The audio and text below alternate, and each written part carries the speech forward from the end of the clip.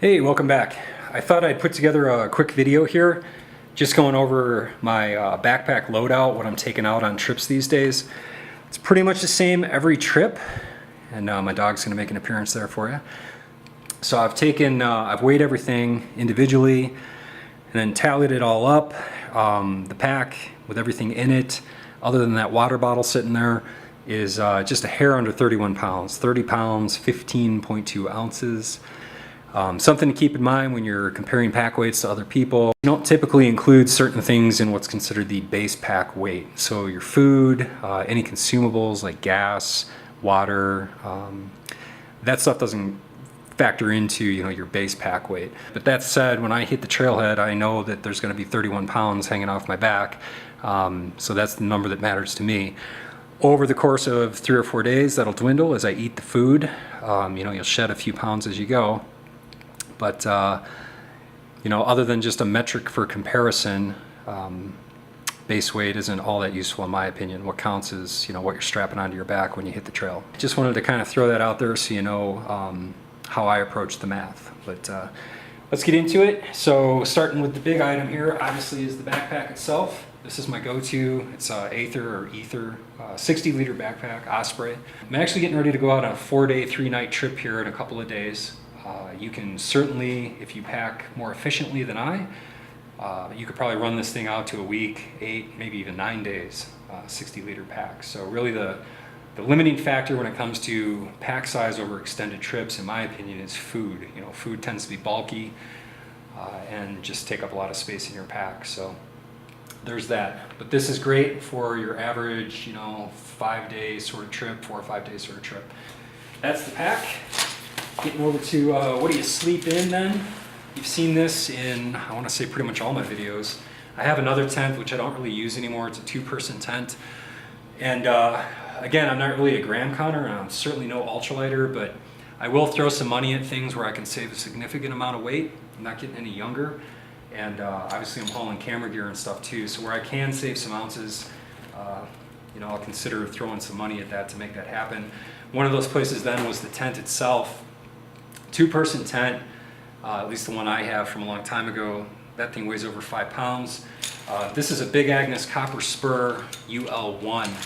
So the tent, the body of the tent, the rain fly, the tent poles, and then I have half a dozen MSR Groundhog tent spikes in here, tent stakes, and the footprint. So as expensive as this thing is, they don't actually give you the footprint either. That's another 50 or 60 bucks.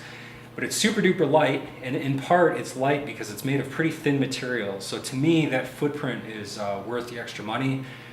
Again, watch other videos, read other forums. You can get away with Tyvek. You could throw some, $1 hardware tarp down under your tent. A lot of people will say you don't need it at all if you just do a good job of cleaning down the ground before you set up. Now, admittedly, you've seen the videos, hopefully. Go watch them if you haven't seen the videos. But the thing is basically like sleeping in a coffin to some degree. It's just a little bit longer than I am tall, and it's a little bit wider than I am wide. So you're not going to be sleeping in a hotel, but it keeps the rain and wind off you, keeps the critters out. And again, it's working for me, so I keep taking it out. So that's the tent. That's what you sleep in. What do you sleep on then? Reach over here. I've got an REI Magma 10. This is a down sleeping bag, rated down to 10 degrees. This thing's great. It's getting a little colder now, obviously. Up in the mountains, September is definitely fall. So next week, the lows are supposed to be in the low 30s, if not a little bit cooler yet. So 10-degree bag is great. That said, I've taken it out on other trips where it's been, mid to upper 40s, maybe even 50 degrees at night. And it's still useful. You can just not zip it up. You can wear less clothes when you're sleeping in it. So it's a pretty versatile 3-season bag. And then I do my luxury item. I take a pillow. You don't need a pillow. You could use your clothes bag for a pillow. You could use your backpack for a pillow. But for 2 ounces, it's just nice to me to have a little pillow. And then I just jam all this stuff in the stuff sack. And I get compressed in there a lot more than it is right now. But give it a couple turns. This is down, so you do not want this thing getting wet. So this is a waterproof stuff sack, and it goes in the bottom of the backpack there. So this is a relatively new item for me. This is a therm-a-rest Neo Air X-Lite sleeping pad.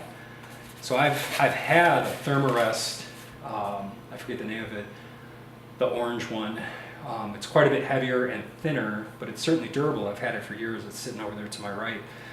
This was, again, one of the places where I thought I could spend a little bit of money, shave off, in this case, I want to say about half a pound compared to that other sleeping pad, and not have to sacrifice comfort or durability, hopefully. That said, I've only taken it on a few trips, so maybe it's not that durable, but so far so good, and the reviews certainly seem to make the case that it's a durable piece of gear, so we'll find out. But works for me, a lot lighter than the other one, packs up nice and tiny, doesn't take up a lot of room in the pack. We'll go through miscellaneous odds and ends since they're here. DeLorme InReach, this is made by Garmin now. Again, something you've seen in I think pretty much all my videos. Take this out for a few reasons, even though it's a heavy little bugger. Chief, the foremost reason for taking any sort of communicator like this or personal locator beacon, like a spot, is basically the SOS button there. So assuming I'm not completely incapacitated, but something goes horribly wrong, you can hit the SOS button and search and rescue will come hunt you down. So that's a nice little insurance policy. Second feature that I lean on it a lot for then is the ability to text back and forth to my wife. There's an app that goes on your phone, or you can suffer through trying to do it directly on this horrible little interface, but typically I'll just use my phone to send text through this and she can respond back to me. Haven't really come across a spot where that doesn't work, so it seems to be pretty bulletproof in that regard. And then the third useful feature that I use it for then, again with that companion app on the phone, I can preload maps of the area I'm going to be in. I can track my route, so it's a GPS, make it a little bit easier to find my way back, I guess, and all that. It also shows me the elevation, which is nice. And a lot of that you can actually just use the phone app for. You don't even need this unit on hand to take advantage of that. This is my black diamond headlamp. I've had this forever. I don't remember the model. It's just a black diamond headlamp. It's got high beam, low beam, flash, and like a red light, which is useful for nighttime. So that's a must-have. Still bring a compass, and a paper map as a backup for the phone or the InReach. Honestly, when I'm out, I tend to actually look at my paper map just for a quick reference check, rather than trying to bring up the maps on the phone. One thing probably everyone brings, bug spray. I'm a DEET user, that works. Although it seems like the last couple of weeks the mosquitoes have kind of been tapering off here, so hopefully they won't be an issue.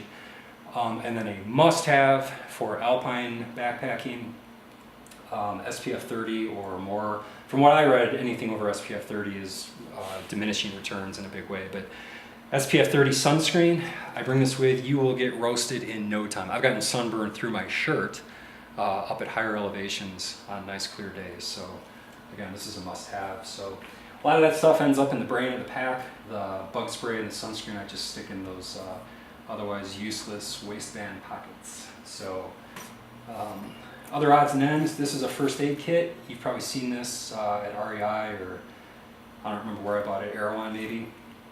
Just a generic little first aid kit. Comes with bandages and some gauze and stuff, and I keep some of that in there, but I've added a few things. I went to a CPR class, got certified in CPR, and the medic that ran the thing, he had done a couple of tours of duty down in Antarctica, of all places, so pretty cool guy with neat stories. Also did a lot of wilderness backpacking, and he had a couple of good tips, one of which I took to heart here, which was to bring clotting agent or a clotting sponge. So if you get cut pretty good and you're out in the middle of nowhere, bleeding out is a real concern. And with a big enough cut, your body simply can't clot fast enough to prevent serious blood loss. This is a sponge, there's also a powder, but basically this clotting sponge is impregnated with that powder, and you just jam this into the wound and it will staunch the bleeding that much faster. So I thought it's pretty light. They're not cheap. I got a couple of these off Amazon, but I thought it was money worth spending. The other thing he suggested to bring, which I'm not bringing, is a tourniquet. So if you're really jammed up or really bleeding, tourniquet is what you need to stop the bleeding. But you take the risks you're comfortable with. Again, that seemed like a sensible precaution to bring along. The a tourniquet, I'll take my chances. So, what else is in here? A spare lighter. I keep another one in the cook kit. I bring the little Advil, the green ones though, not these little orange tablets. I dump those and take the green gel caps or fast gels, whatever they are. They work real quick, so bring those. Little multi-tool in here, which I'm going to keep out. I'm going to use in a second over this spare can. Mirror, which you can use it to signal the airplane, I guess, but really I use this for changing my contacts at night. Taking my contacts out and putting them in. And then again, some gauze and bandages that came with the kit itself. So this is a new purchase. I've never taken this out. I actually just bought this 2 weeks ago. This is a Barricade Scout bear canister, and if I look at this, it weighed 1 pound 13 ounces, just a hair over 1 pound 13 ounces. So again, this is the Scout model. Pricey little thing. It's like the world's most expensive lunchbox. But I'm kind of tired of having to deal with hanging my food or being a bad hiker and sleeping with it under my head. And there are areas in Colorado now where a bear canister is simply required. And they're not kidding about it either. And I wouldn't argue the point. I mean, I think it's a shame that they've got to put bears down because people aren't dealing with their food properly. But yeah, they're not kidding at all. It's a $5,000 ticket if they catch you out in Snowmass or some of the other places where it's required and you don't have your bear canister. So this is my food. Food for this trip weighed in at just under 4 pounds. So we're going out Monday, Tuesday, Wednesday, Thursday.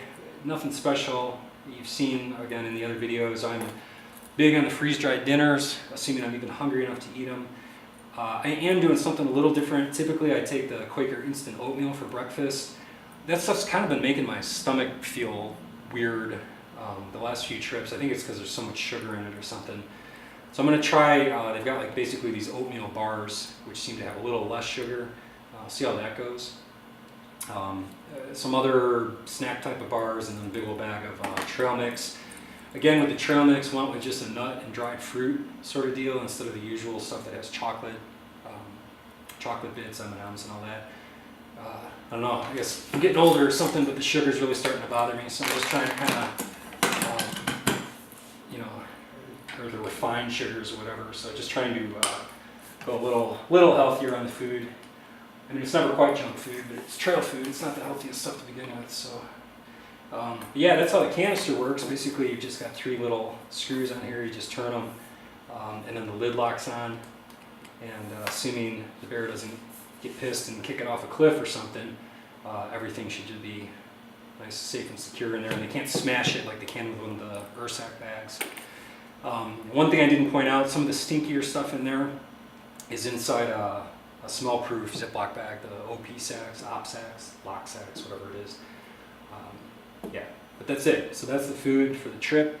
So not doing a whole lot of cooking. I never do any cooking to speak of. I do boil water. This is my kit for that. As you've seen before, big old spoon, Sea to Summit spoon for dipping down into those dehydrated dinner bags. And then in this little stuff sack, which I'm perpetually fighting. I think I've just used a different bag by now. This is a Snow Peak cup and pot set. It came with a bigger pot too. I'm going to probably lend to my buddy, but it's real nice because inside here, the cup slips on the bottom. Make my coffee in that, or my hot chocolate, which was an awesome addition to my food kit, the hot chocolate. I'm bringing that again.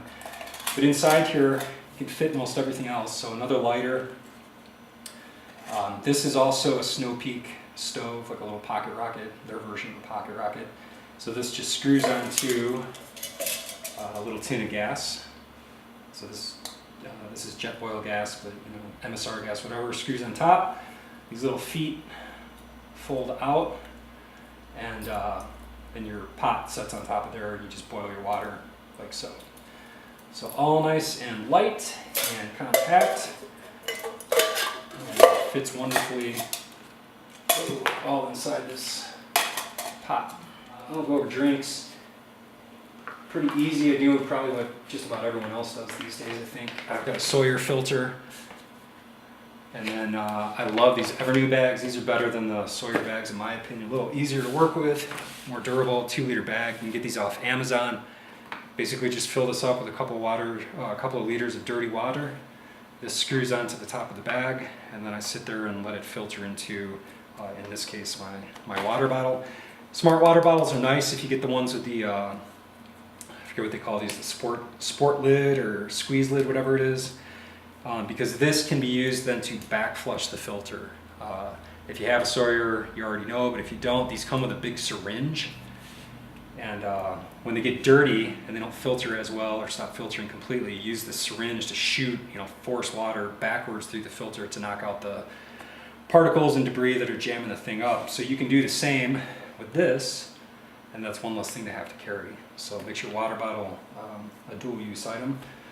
And dual use is definitely something to strive for when you're trying to keep the weight down. So that's my water filter drinking system.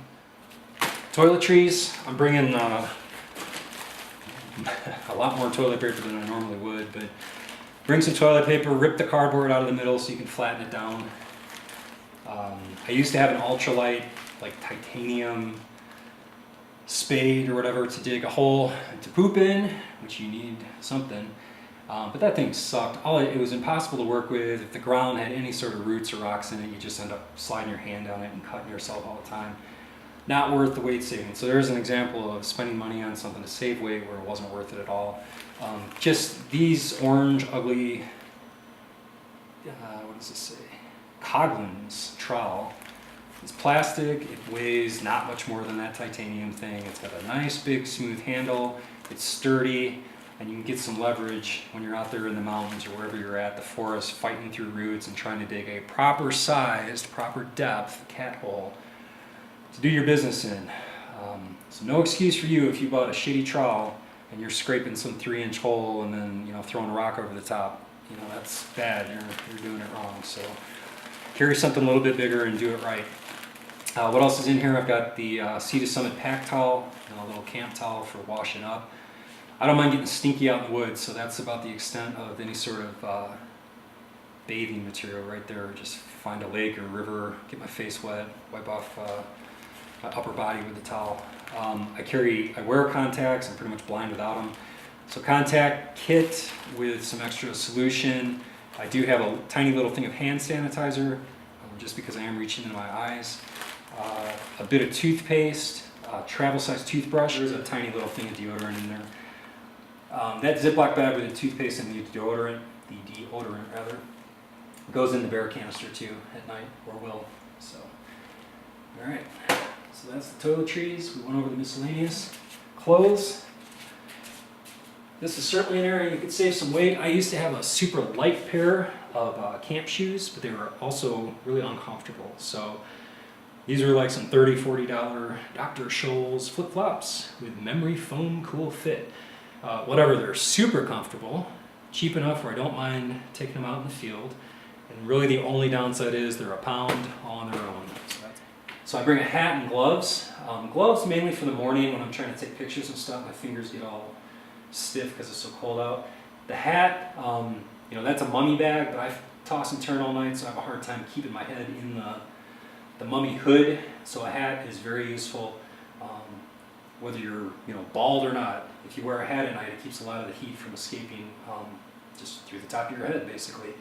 So it does a good job all on its own of making you feel warmer and letting you sleep better. So, and these are nothing special. This is just a little running cap, like a skull cap. Super thin, but it does the job. Likewise, cheap Champion running gloves from Target. Those are great. Nothing heavy duty. It's not winter yet. Seen this before on the rare occasion where I get rained on. This is a raincoat from Columbia. I've mentioned before that we live next to a Columbia outlet store, so this was like a whopping $10 or something on sale at the outlet. It's not the prettiest thing. Imagine you could get something lighter for probably 10 times the money, but it works. It's not that heavy. These are new. I have rain pants that I've taken out before, but they were kind of irritating and heavier than these. REI had their Labor Day sale, and I had to run up there to get a couple of tins of cooking gas anyways, because my buddies can't fly out here with their own cooking gas, obviously. So REI being REI, I walked out with a whole bunch of other stuff, which included these Marmot Precip rain pants. These are a nice upgrade, and they were 30-something% off So nice upgrade over what I had. They're not only lighter, but they have full-length zips up the legs, full-length zippers up the legs. So they're a lot easier to get on. My other one's only zipped up to just below the knee, which made it difficult to try to get them on without having to pop your boots off, which sucks. So nice upgrade there. This is the rest of my clothes then. Again, a cheap on sale at Columbia buy. This is a fleece. Used to take my puffy coat. I like this fleece better for two reasons. One, I think it's actually a little bit warmer. It was also cheaper and it's more durable. And if it gets wet, it'll still keep me warm. My puffy coat is down, so just like the sleeping bag, if it gets wet, it's pretty much worthless. So a little bit heavier, but I think a more prudent thing to bring. So again, for this particular trip, I'm going out Monday, Tuesday, Wednesday, Thursday.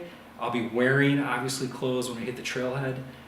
So hiking shirt, hiking pants, hiking socks, and hiking underwear. And the reason I say hiking for all of that is nothing is cotton. All that stuff is synthetic.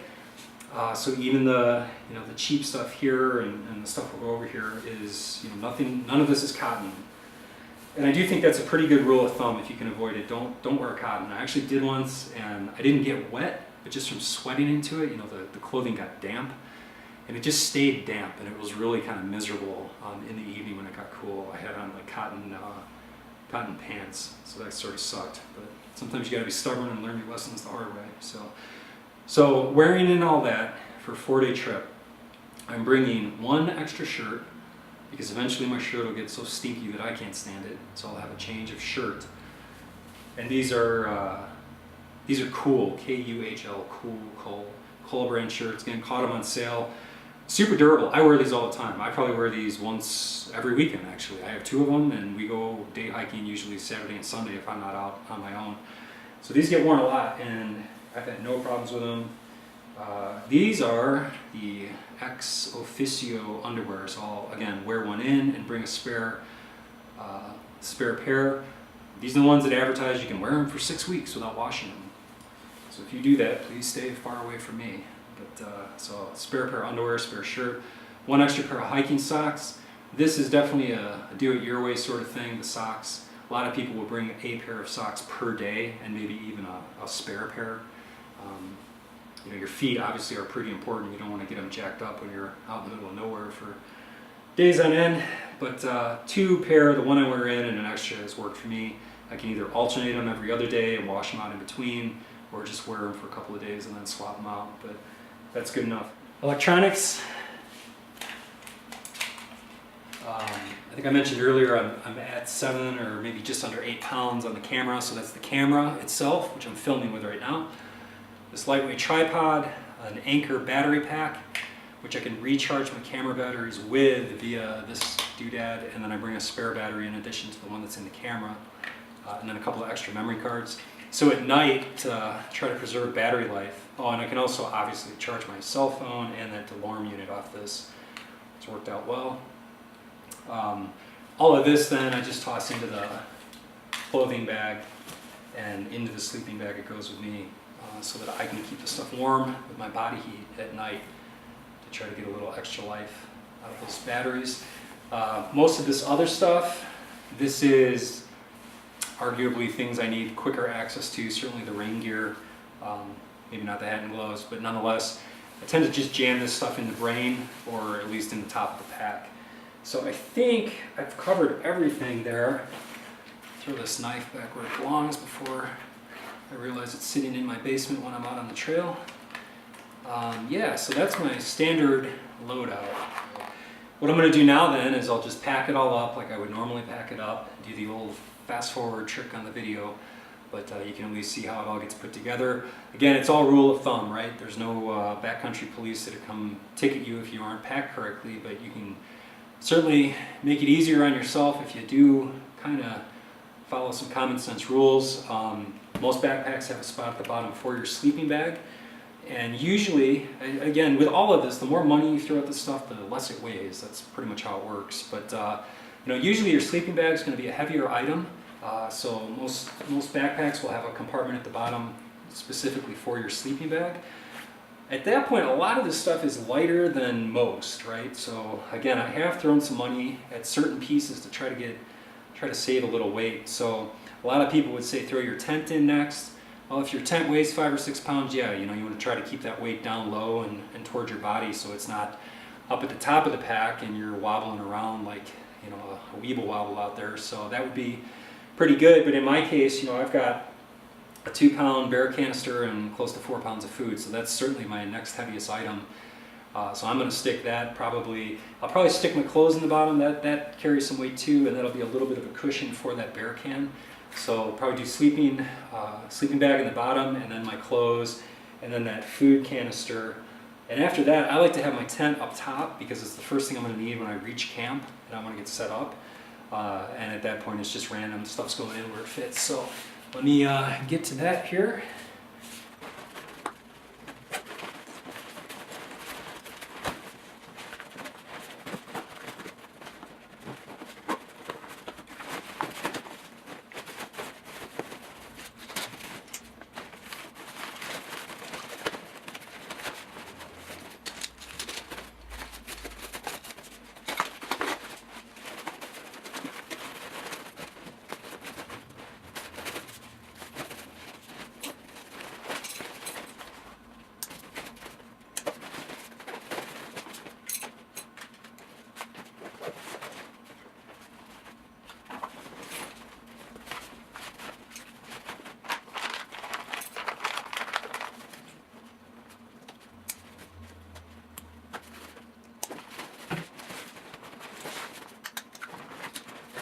All right, so that's it, all packed up. Again, just under 31 pounds. That does not include that water. What is that, a liter or something? So a couple more pounds there, but 31 pounds, and this is ready to go. I'm actually gonna take it upstairs then and throw it in my office, and we'll be hitting the trail here in a couple of days. So yeah, hope that was worth watching.